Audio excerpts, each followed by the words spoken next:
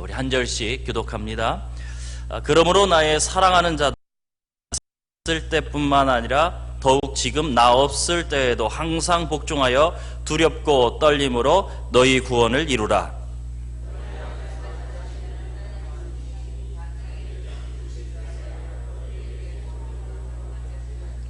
모든 일을 원망과 시비가 없이 하라.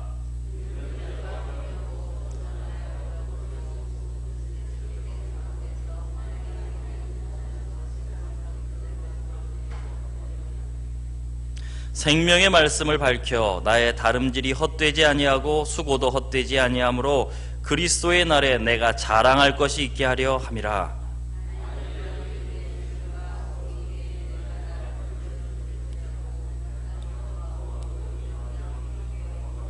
함께 읽겠습니다. 이와 같이 너희도 기뻐하고 나와 함께 기뻐하라.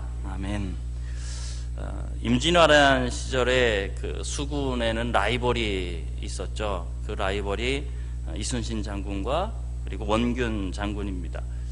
하지만 이 정유재란이 다시 일어난 이후에 이순신 장군이 모함을 받았고 그리고 백의종군을 한 상황에서 수군을 이 원균 장군이 이제 이끌게 되었습니다. 그리고 일본과 이제 전쟁을 벌였는데 대패를 하고, 그죠? 많은 배를 잃어버렸고, 그리고 원균 장군 자신도 그곳에서 전사했다라고 합니다. 그래서 이제 선조왕 임금이 다시 이순신 장군을 복직시키는 것이죠. 근데 이순신 장군이 통제사로 복직을 하고서 가봐서 이제 배들을 다 추스려 보니까 12척이 남아있는 겁니다. 단 12척만 남아있는 거죠. 그래서 이 사실을 이제 선조 임금에게 이제 알렸어요. 그랬더니 선조께서 말씀하는 것이 이제 바다를 버리고 그 군인들 다 데리고 육지에 가서 싸우라, 그렇게 말을 하게 된 것이죠. 그때 이순신 장군이 보낸 서신의 내용, 그것이 우리에게 계속 굉장히 유명하게 내려오는 겁니다. 신에게는 아직도 12척의 배가 있사옵니다. 나아가 죽기로 싸운다면 능히 적을 이길 수 있습니다. 이런 이제 서신을 보내게 되는 것입니다. 그리고 명량해전에서 이제 대승을 거두는 그런 성과를 이루게 되는 것이죠. 역사를 보면 사실 우리가 원균 장군 그러면 막 좀 그렇게 생각하지만 그 당시에 그 역사를 보면 그 당시에 이 원균 장군도 굉장히 인정받는 장군이었다라는 겁니다. 그래서 선조로부터 훈장도 좀 받고 굉장히 그런 상황이었어요. 그런데 이게 참 결과가 다르잖아요. 이순신 장군이 이끌 때와 원균 장군이 이끌 때의 상황이 너무나도 다른 것입니다. 그러니까 누군가가 정말 지도자에 따라서 많은 부분이 이렇게 달라지는 모습들을 사실을 보게 되는 것이죠. 이 오늘 우리가 읽은 이 빌립보 교회, 사실 이 빌립보 교회에 있어서 지대한 영향을 발휘하고 있었던 것은 바로 바울이었습니다. 바울. 빌립보 교회는 바울이 개척한 교회였고, 그리고 3차 여행에서도 이 빌립보 교회를 방문했을 때 사실 빌립보 교회에 있어서 아무런 문제가 없었습니다. 사실 빌립보 교회는 다른 교회보다 문제가 그렇게 심각한 문제를 갖고 있었던 것은 아니에요. 그런데 어쨌든 바울이 로마 감옥에 이렇게 갇혀 있고 그 기간이 지나면서 사실 빌립보 교회에 대한 좋지 않은 소문이 들려오는 겁니다. 좋지 않은 소문. 그래서 오늘 바울이 12절에서 이렇게 말씀하고 있는 거예요. 12절에서 이렇게 성경 기록합니다. 그러므로 나의 사랑하는 자들아, 너희가 나 있을 때뿐 아니라 더욱 지금 나 없을 때에도 항상 복종하여 두렵고 떨림으로 너희의 구원을 이루라. 이 말하는 겁니다. 나 있으나 나 없으나, 나 있을 때나 없을 때나 항상 복종하여 두려움과 떨림으로 너의 구원을 이루라, 이렇게 말씀하고 있는 것이죠. 바울은 이 빌립보 공동체에게, 교회 공동체에게 구원을 이루라라고 그렇게 명령을 하고 있어요. 이게 구원을 이룬다라는 것은 구원의 완성을 향해서 나아가는 어떤 영적인 성숙을 말하는 겁니다. 그렇게 나아가는 부분, 그래서 계속해서 그 완전한 구원을 위해서 나아가는 그 과정 속에서 영적인 성숙을 계속해서 매일매일 이루어가고 결국 그래서 도달해야 된다, 그렇게 말씀하고 있는 거죠. 그런데 바울이 이들의 소식을 들었을 때 이들이 그렇게 하루하루로 앞으로 나아가는, 전진해가는 과정 가운데 걸림돌이 생겼다는 것을 발견했습니다. 나아가지 못하게 만드는 걸림돌이 생긴 거예요. 그것이 2장 3절의 부분에서 우리 가운데 보여주고 있고, 사실 오늘 본문의 14절에도 사실 보여주고 있는 거예요. 구원의 완성으로 나아가는 그런 영적인 성숙을 이루어가는 그 과정 속에서의 걸림돌이 무엇이었냐? 그것은 교회의 분열되는 모습이었습니다. 그 안에서 다툼이 일어나고, 시기가 일어나고, 원망이 일어나고, 시비가 붙고, 그들이 성숙해져 가야 하는데 바울이 보니까 조금씩 병들어 가려고 하는 겁니다. 성숙해 가는 것이 아니고. 우리 이솝 우화에 보면 4마리의 황소 이야기가 있어요. 이 4마리 황소가 언제든지 함께 다니는 거예요. 함께 풀을 뜯고 함께 눕고요.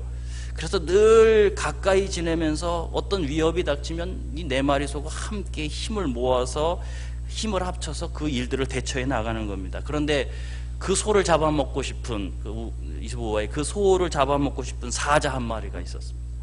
이 사자 한 마리도, 사자도 그가 맹수긴 하지만 이 4마리의 소를 함께 감당할 수가 없는 겁니다. 한 마리씩은 감당하겠는데 4마리가 항상 같이 다니니까 그 소를 잡아먹고 싶은데 잡아먹을 수가 없어요. 그래서 하루는 꾀를 냈습니다. 이렇게 풀을 뜯고 있는 이 소들 중에 가만히 보니까 한 마리가 좀 뒤쳐져 있는 거예요. 분명히 지금 그 한 마리를 공격하면 3마리 소가 와서 이제 사자를 쫓아낼 거예요. 그래서 꾀를 낸 겁니다. 그래서 좀 뒤처진 소에게 다가가서 귓속말로 얘기하는 거예요. 야, 저 다른 소들이 네 흉을 보더라. 그렇게 얘기하는 겁니다. 그런데 이 속삭임을 다른 소들에게 계속 하는 겁니다. 기회가 될 때마다 4마리 소를 돌아가면서 그렇게 자꾸 하다 보니까 이 4마리 소가 서로 불신이 생긴 거예요. 어떤 불신이요? 나만 없으면 내 흉을 보겠구나. 저게 떨어져 있으면 저 3마리 소가 지금 나를 모함하고 있겠구나. 그러니까 그런 불신이 들어서 결국에는 서로 싸우고 흩어지게 된 겁니다. 예, 어떻게 되겠습니까? 사자가 한 마리씩 한 마리씩 아주 잡아먹었다라는 그런 이야기입니다. 사단의 전략도 우리 가운데 사실 마찬가지 아닐까요? 그래서 사단은 교회를 무능력하게 만들기 위해서 사실 분열을 조장하는 거예요. 몇 명만 분열되어도 교회는 무능력해질 수밖에 없어요. 성도 여러분, 우리에게 문제가 발생하지 않을 수 없습니다. 우리는 문제 속에 살아가고 있고 우리에게는 분명히 문제가 발생하게 될 것입니다. 우리에게 어려운 문제가 발생하는 것이 사실 문제가 아니에요. 사실은 그것이 문제가 아니고, 진짜 문제는, 진짜 공동체를 병들게 하는 것은 무엇이냐면 그 문제를 통해서 분열되는 겁니다. 그게 정말 큰 문제고 그게 정말 공동체를 병들게 만드는 겁니다. 아무리 큰 문제가 우리 가운데 닥쳐오고 우리 가운데 있다 하더라도 교회가, 공동체가 하나 될 수 있으면 그건 사실 문제가 되지 않습니다. 문제지만 그 문제를 거뜬히 이겨나가는 겁니다. 그런데요, 분열을 시작하면 아무리 작은 문제가 우리 가운데 다가와도 그 문제는 우리 걷잡을 수 없이 커지게 되고 결국 우리 공동체의 발목을 잡는 문제가 되어버리는 겁니다. 오늘 성경을 보시면 너의 구원을 이루라 라고 말씀하셨습니다. 이루라라는 이 말이 헬라어에서 현재 시제인데, 헬라어의 현재 시제는 계속적이고 반복적인 용법입니다. 이게 무슨 말입니까? 지금 딱 이뤘다가 아니라 계속 이루어 나간다라는 말이에요. 계속 이루어지고 나간다. 그럼 어디까지요? 예수 그리스도께서 재림하셔서 우리의 구원이 완성될 때까지 구원을 계속 이루어 나간다라는 거예요. 그러니까 아까도 말씀드린 것처럼 이것은 그리스도의 영적인 성숙, 다시 말하면 좀 어려운 말로 성화의 과정을 얘기하는 거예요. 매일마다 영적으로 성숙해져서 그 주님께 다가가는 것, 완성되어 가는 것. 그래서 에베소서 4장 13절은 우리가 그리스도의 장성한 분량에 충만한 데까지 이르러야 한다라고 우리 가운데 말씀하는 거예요. 우리는 그렇게 성숙해져서 예수 그리스도의 장성한 분량까지 이루어 가야 합니다. 교회는 그렇게 가야 합니다.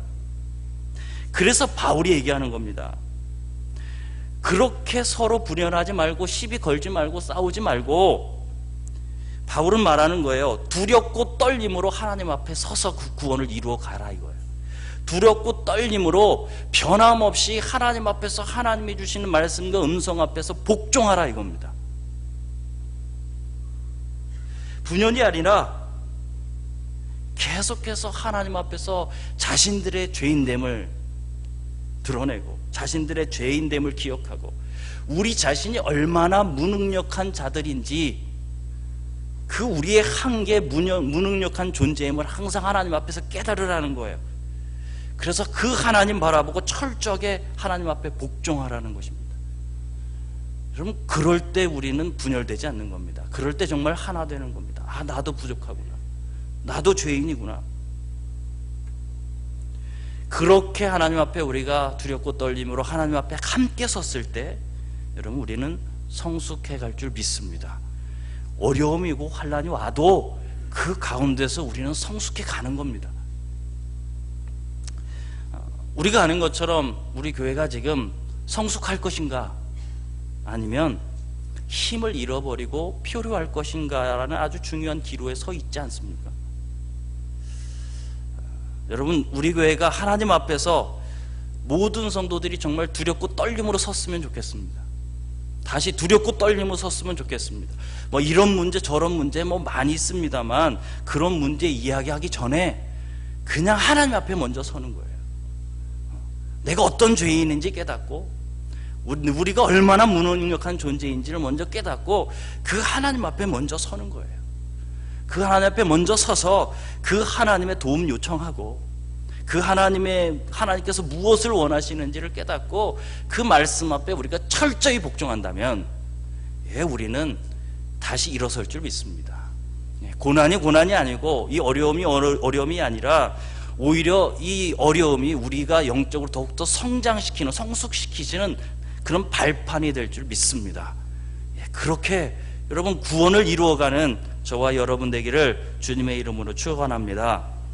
자, 그렇다면 왜 빌립보 교회에 왜 분열의 조짐이 계속해서 보이고 있었을까? 무엇 때문일까? 물론 하나님 앞에 우리가 서지 못하는데 구체적으로 오늘 성경 우리 가운데 말씀하고 있는 건데요, 그것은 그들이 교회로서 가져야 될 가장 중요한 부분을 잃어가고 있었기 때문입니다. 어쩌면 우리가 이것들을 잃어가고 있는지도 모르겠습니다. 그들이 잃어가고 있었던 것이 무엇일까요? 그들에게 사람이 부족했을까요? 돈이 부족했을까요? 핍박 때문일까요? 아니면 지도력의 부재일까요? 바울이 거기에 없어서 그럴까요? 그렇지 않죠. 이들이 분열할 수밖에 없었던 이유는 다른 데 있었습니다. 우리도 이것들을 회복해야 되는 건데 그 회복의 핵심이 무엇이냐면 그것이 13절 말씀인 겁니다. 13절을 우리 같이 한번 읽어보겠습니다. 시작. 너희 안에서 행하신 일은 하나님이시 자기의 기쁘신 뜻을 위하여 너희에게 소원을 두고 행하게 하시나니. 성경은 분명히 교회 안에서 행하시는 분은 하나님이시다라고 말씀하셨습니다. 행하시는 분은 하나님이십니다. 일하시는 분은 하나님이십니다. 이 말씀은 지금 우리 교회 가운데 하나님이 일하고 계신다라는 말씀입니다. 지금도요. 우리가 느끼지 못하고 보지 못할 수 있습니다만 그러나 하나님은 지금 일하고 계세요. 역사하고 계세요. 그리고 그 하나님께서 하실 일들을 우리 안에 소원으로 우리 마음 가운데 던져주셔서 부어주셔서 우리를 통하여 그 일을 하기를 원하시는 겁니다. 그리고 그 일을 행할 때 하나님이 능력 주셔서 우리가 할 수 있게도 하시는 것입니다. 그런데 문제가 그겁니다. 우리 안에 하고 계시는 그 하나님의 일을 우리가 찾지 못하고 우리 안에 소원으로 주시는 그 일들을 우리가 분별해내지 못한다면 우리는 어떻게 될까? 그냥 그때 우리 안에 분열이 올 수밖에 없는 거예요. 왜요? 하나님의 계획을 보지 못하니까요. 하나님의 교회는 하나님의 계획을 보고 하나님의 일을 보고 하나님의 뜻을 보고 나아가는 겁니다. 그럴 때 하나 되는 거거든요. 그런데 하나님의 계획을 보지 못해요. 그러면 어떻게 되겠습니까? 그냥 각자의 계획으로 가는 겁니다. 내 뜻으로 가고 내 생각으로 가는 거예요. 그것이 조금씩 이루어졌던 빌립보 교회의 문제였어요. 이것이 확 일어난 것은 아닌 것 같습니다. 그러나 그런 조짐들이 보였던 것 같아요. 이스라엘 백성이 출애굽을 했을 때를 우리가 기억하지 않습니까? 하나님께서 이스라엘 백성들의 그 울부짖음을 기억하셔서 그들을 출애굽시키셨어요. 그리고 구름 기둥과 불 기둥으로 그들의 길을 인도하기 시작했어요. 이제 초기입니다. 그런데 하나님이 어디로 인도하셨냐면, 어디에다가 인도하시고 진을 치라고 하셨냐면 홍해바다 앞에다 진을 치라고 하신 거예요. 홍해바다 앞에다. 그런데 그 뒤에 바로 군대가 쫓아오는 것이죠. 이게 뭡니까? 도간에 든 쥐입니다. 더 이상 갈 곳이 없어요. 갈 곳 없는 그런 상황에 그 도간에 든 쥐 신세가 된 거예요. 지금 바로 군사 앞에서. 그때의 이 백성들이 모세에게 이렇게 소리치는 것을 우리가 듣는 것입니다. 애굽에 매장지가 없어서 당신이 우리를 이끌어내어 이 광야에서 죽게 하느냐? 어찌하여 당신이 우리를 애굽에서 이끌어내어 우리에게 이같이 하느냐? 여러분, 왜 이런 일이 일어난 겁니까? 왜 이런 원망과 이런 시비가 일어난 겁니까? 왜 이런 분열의 조짐들이 일어나는 겁니까? 그것은 장차 앞으로 하실 하나님의 계획을 그들이 보지 못했기 때문입니다. 홍해 앞에 지금 막혔어요. 그런데 하나님의 계획은 그 홍해를 가르치는 거잖아요. 그것을 가르치고 그 메마른 땅을 메마르게 하셔서 그 길로 이스라엘 백성을 건너게 하시는 거예요. 그게 하나님의 계획이에요. 거기에만 끝나는 것이 아니라 그 홍해 앞에 이 바로의 군대를 다 수상시키는 것이 하나님의 계획이었어요. 근데 그걸 모르는 거잖아요. 모르니까 원망이 생기는 거예요. 만약 이것을 알았다면, 그것을 볼 수 있었다면 그들은 기뻐하며 그 자리에서 찬양했을 것입니다. 여러분, 어려움이 찾아옵니다. 왜? 우리에게 어려움이 옵니다. 그런데 그 문제 해결할 능력이 우리 안에 없고 문제 해결을 할 수 있는 길이 우리 가운데 잘 보이지 않습니다. 그럴 때 우리 하나님 원망하고 싶잖아요. 그런데 원망하기도 합니다만 실제적으로 하나님을 원망하고 싶지만 원망 잘 하지 않습니다. 왜냐하면 그러면 안 된다는 걸 우리가 알기 때문에. 그러면 우리의 눈은 원망할 대상을 찾게 되어 있습니다. 누군가를 원망해야 하거든요. 하나님에게 했다가는 좀 혼날 것 같으니까 조금 하려다가 조금 참죠. 그런데 내가 원망할 대상을 찾아야 되잖아요. 예, 그것이 이스라엘 백성들에게 누구였어요? 모세였습니다. 그게 모세인 거예요. 즉 원망이 교회 지도자들에게 가게 되어 있습니다. 그리고 형제 자매들에게 원망이 가는 거예요. 내가 원망할 대상을 찾았는데요. 하지만 이것이 누구의 책임입니까? 누구의 책임도 아닙니다. 우리의 책임입니다. 우리의 무슨 책임이에요? 하나님의 뜻을 알지 못하는, 지금 하나님의 뜻을 깨닫지 못하는 우리 책임인 거예요. 여러분, 지금도 하나님은 당신의 계획을 가지고 일하고 계세요. 우리가 답답한 일인 것 같지만 하나님은 지금도 일하고 계신다는 것을 우리가 믿어야 합니다. 13절에 말씀하잖아요. 너희 안에 행하시는 이는 하나님이시다 표현하잖아요. 우리 안에 하나님이 행하십니다. 지금도 행하고 계십니다. 그래서 우리가 할 일은 그 문제 바라보고 원망할 일이 아니라 정말 하나님이 어떤 일을 하고 계시는가를 찾는 거예요. 지금 하나님이 무슨 일을 하고 계시는가, 어떤 일을 하기를 원하시는가, 그것을 찾으셔야 되는 것입니다. 그 눈을 열어서 하나님이 하시는 일에 대해서 우리가 관심을 가지셔야 돼요. 찾으셔야 돼요. 자꾸 하나님 뭘 어떻게 하시려고 하는 건가, 무슨 일을 하고 계신가, 여러분 찾고 묻고 계속해서 여러분 그것을 찾아야 되는 줄 여러분 믿으시기 바랍니다. 자, 성경은 계속해서 말하는 겁니다. 자기의 기쁘신 뜻을 위하여 너희에게 소원을 두고 행하신다 말씀하셨어요. 그러니까 하나님께서 하시는 일을 감추어 두고 하시는 것이 아니라 하나님은 우리 안에 알려주신다라는 거예요. 우리 안에 소원을 두고 그 일을 행하도록 하신다라는 거예요. 우리 안에 밝혀 보여주신다라는 것입니다. 우리 안에 감동을 주신다라는 것입니다. 그래서 우리가 찾으면 찾을 수 있다라는 것이에요. 그러니까 하나님 일하고 계십니다. 그리고 우리가 찾으면 찾을 수 있습니다. 어떻게 하셔야 되겠습니까? 함께 찾으셔야 되는 겁니다. 그럼 정말 우리가 하나님 앞에서 무릎 꿇고 우리 공동체가, 우리 형제교회 공동체가 지금 하나님 무슨 일을 하고 계시는지, 그리고 우리를 통해서 무슨 일을 하기를 원하시고 우리가 무엇을 하기를 원하시는지를 여러분 찾아가야 될 줄 믿습니다. 이것은 한 사람 몇 사람의 일이 아닙니다. 여러분 모두가 하셔야 될 일입니다. 그렇게 하나님을 찾아가는 그리고 그 하나님의 일을 찾아내고 우리가 그 하나님의 일을 해나가는 우리 형제교회가 되기를 주님의 이름으로 축복합니다. 우리에게 의문들이 있어요. 의문들이 있습니다. 구원은 하나님이 하시는 일이잖아요. 그래서 그 구원과 구원의 여정 가운데 우리의 노력과 우리의 의지가 필요한가라는 의문이 생겨요. 그럼 하나님이 다 하실 일인데 우리가 노력해야 될 일일까? 뭐 그런 의문이 생기고, 반면에 반대로의 의문은 뭐냐면, 그러면 우리가 무책임하게 아무것도 하지 않아도 되는 건가? 이런 의문이 또 생기게 되는 거죠. 이게 두 개는 이게 반대되는 의문입니다. 그것을 오늘 본문은 우리 가운데 사실 12절, 13절은 우리 가운데 그것에 대해서 정리해주고 있는 것이거든요. 무엇이냐면, 우리에게 구원을 허락하신 하나님께서는 그 구원을 적용하시기 위해서 우리 안에 사실 성령님을 보내주십니다. 그래서 우리가 구원받을 때 우리 안에 성령님이 내주하시지 않습니까? 자, 그 성령님께서 이 구원의 여정 가운데 하나님의 뜻을 알려주시고, 그리고 그것을 행하고자 하는 의지도 우리 가운데 주시는 거예요. 그럼 우리는 무엇해야 합니까? 그 의지를 가지고 우리가 할 수 있는 것들로 노력하셔야 되는 겁니다. 그러니까 하나님이 일하시고, 하나님 먼저 일하시고, 그 일들 가운데 우리가 동참하고 그 일들을 이루어 나가는 노력들을 하시는 거예요.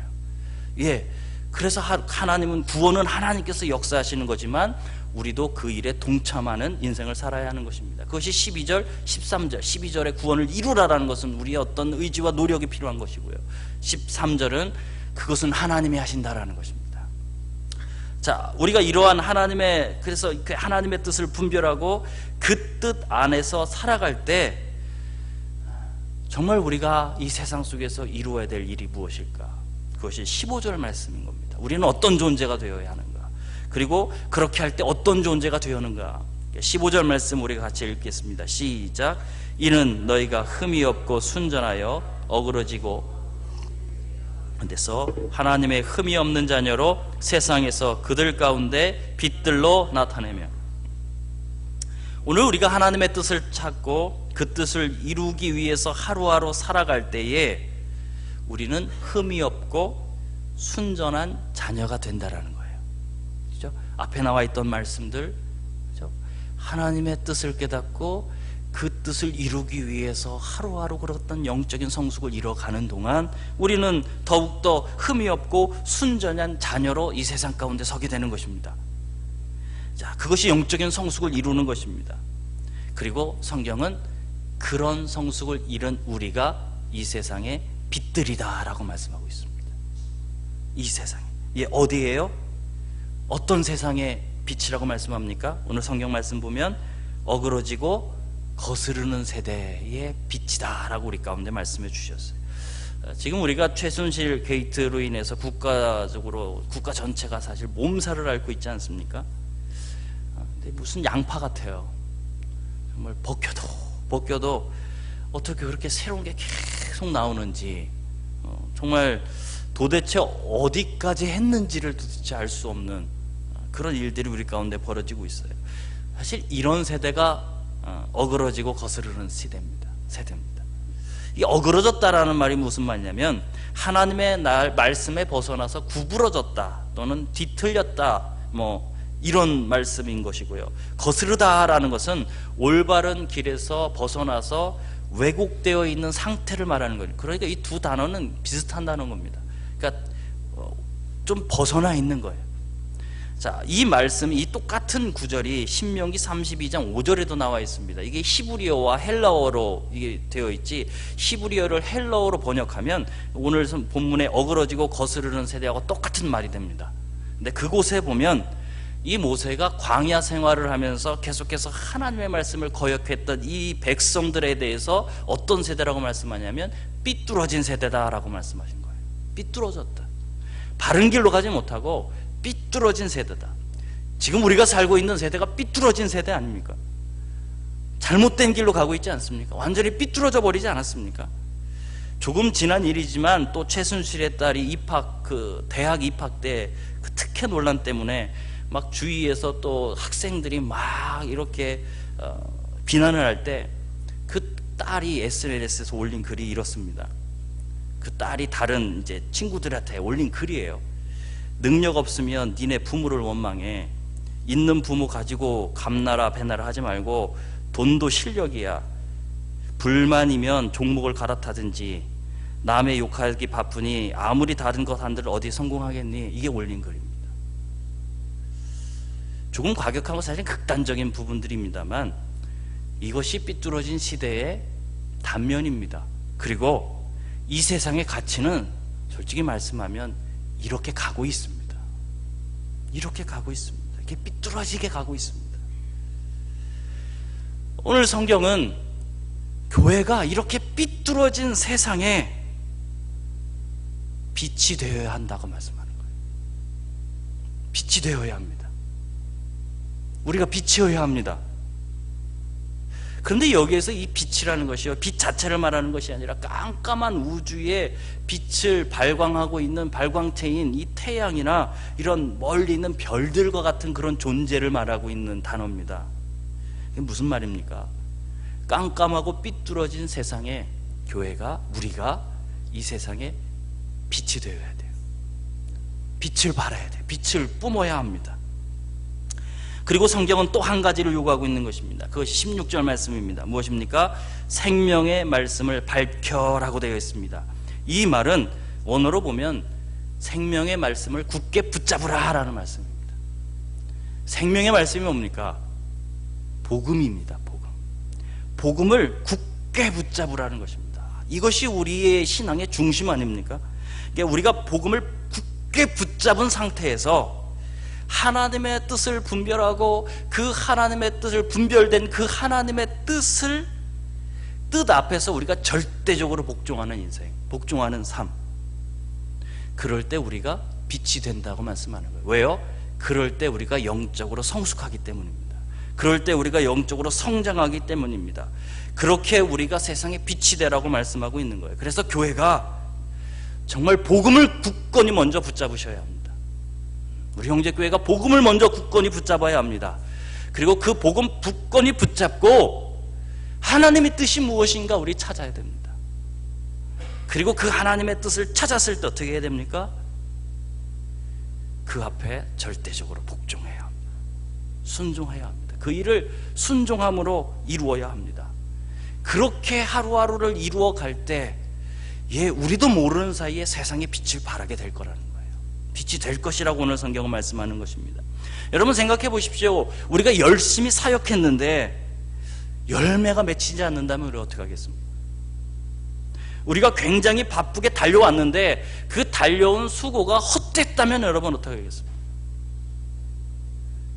이 삐뚤어진 세상 가운데 빛의 역할을 감당해야 하는데 계속해서 빛이 아니라 그 빛의 힘을 잃어가고 있다면 우리가 어떻게 하겠습니까? 이 모든 것들이 복음을 붙잡지 않고 하나님의 뜻을 발견하지 못할 때 이루어집니다.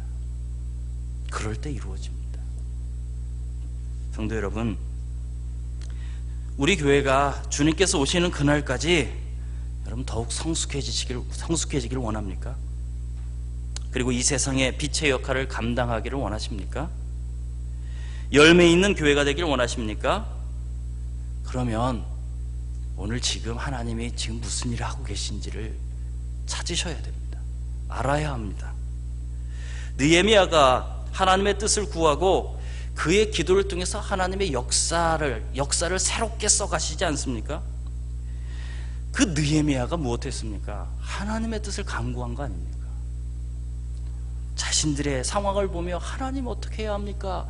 그 하나님의 뜻을 간구한 거 아닙니까? 그리고 그 하나님의 뜻을 깨닫고 느헤미야를 통해서 그 역사를 새롭게 만들어 가시지 않습니까? 그 흐름을 바꾸어 가시지 않습니까? 우리 교회도 지금 이 시점에서 하나님의 뜻과 하나님의 그 일하심을 찾아야 될 줄 믿습니다. 무슨 일을 하고 계신지, 어떻게 하기를 원하시는지, 우리에게 무엇을 바라고 계시고 우리가 어떻게 행하기를 원하시는지 여러분 그것을 찾아가는 교회 되겠으면 좋겠습니다. 그것을 그냥 몇몇 분이 아니고요, 정말 교회 공동체가 갈망해야 될 줄 믿습니다. 모든 성도가 그것을 갈망하고 그것을 찾고, 그리고 그 모든 성도가 그것을 찾았을 때 야, 이것이 하나님의 뜻이다, 오늘 우리가 해야 될 하나님의 뜻이야 라고 우리가 모든 성도 안에서 판단되어졌을 때, 여러분, 그때 우리는 하나 되지 말라고 해도 하나 되지 않겠습니까? 일하지 말라고 해도 일하지 않겠습니까? 오늘도 우리 가운데 일하고 역사하시는 그 하나님의 일, 그것을 찾는 우리 되길 바랍니다. 그리고 그것을 찾고 그것을 복종 가운데 행하는 우리 되길 바랍니다. 그 일에 동참하는 여러분 되기를 주님의 이름으로 축원합니다. 기도드리겠습니다.